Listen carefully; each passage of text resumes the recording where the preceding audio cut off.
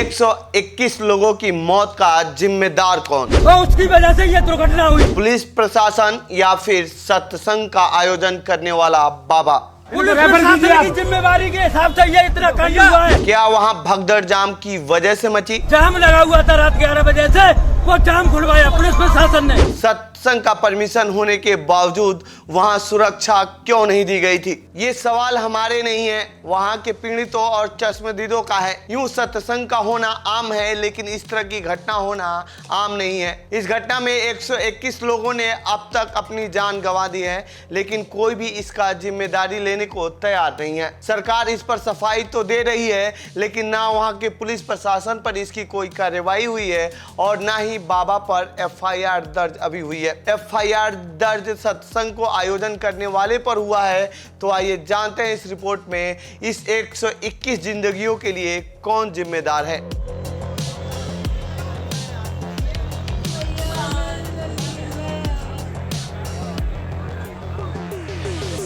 FIR में क्या क्या दर्ज हुआ है? इस घटना के होने के बाद यूपी के मुख्य सचिव मनोज कुमार सिंह ने मंगलवार यानी 2 जुलाई को कहा कि स्थानीय उपदेशक नारायण सकार हरि यानी भोले बाबा के खिलाफ FIR दर्ज की जाएगी।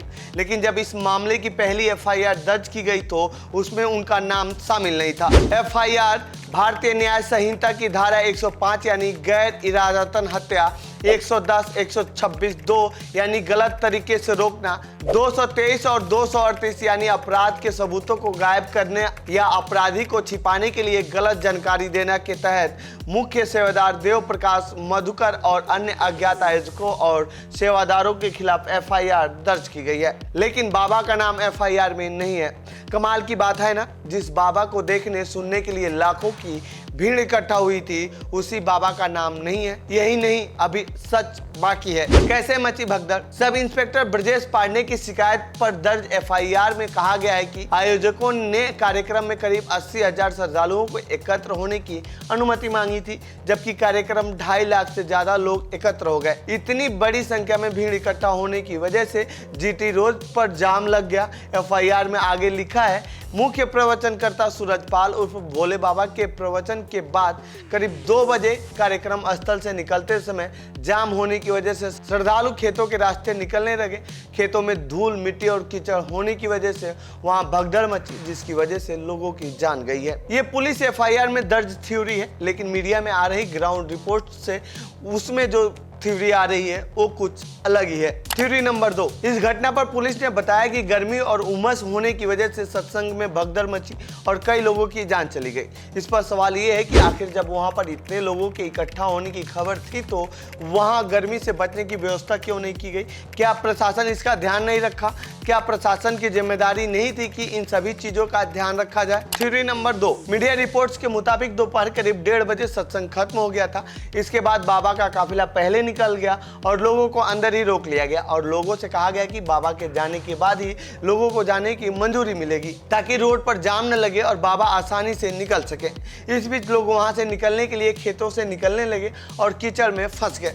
फिर भगदड़ मच गई और 121 लोगों की जान चली गई। कौन है बाबा नारायण साकार? जिस बाबा की सत्संग में भगदड़ मची उनका नाम नारायण साकार उर्फ सूरजपाल सिंह है। सत्संग सुनाने से पहले ये यूपी पुलिस में कांस्टेबल थे। सूत्रों के अनुसार 58 वर्षीय सिंह कासगंज जिले के बहादुर नगर गांव के एक दलित परिवार से हैं, जो हाथरस से लगभग 65 किलोमीटर दूर है, या यूं कहें कि जहां ये घटना हुई है वहां से 65 किलोमीटर करीब दूर है।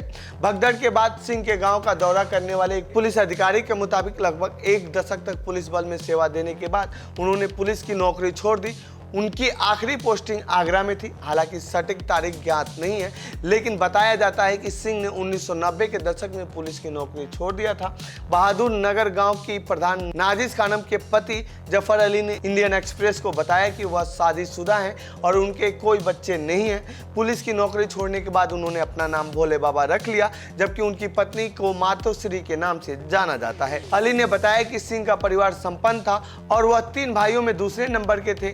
उनके बड़े भाई कुछ साल पहले मौत हो गई थी, जबकि उनके छोटे भाई राकेश, जो एक किसान है, अभी भी अपने परिवार के साथ गांव में रहते हैं। हमने जो आपको थ्योरी बताई उसमें 2 तरीके से 2 लोग जिम्मेदार माने जा सकते हैं, एक बाबा और दूसरा प्रशासन। और पहले FIR में बाबा का नाम नहीं है और प्रशासन ने अब तक इस पर किसी भी पुलिस अधिकारी पर अब तक एक्शन नहीं लिया है। अब इससे साफ है कि इसकी जिम्मेदारी कोई भी लेने को अभी तैयार नहीं है, ना ही सरकार, ना ही प्रशासन और ना ही बाबा। तो ये थी हाथरस कांड से जुड़ी हमारी रिपोर्ट। आपको कैसी लगी ये रिपोर्ट कमेंट बॉक्स में बताएं। साथ ही इस पूरे मामले पर आप क्या कहना चाहते हैं कमेंट बॉक्स में लिखें। बाकी देश दुनिया की खबरों के लिए बने रहिए जनसत्ता के साथ। धन्यवाद।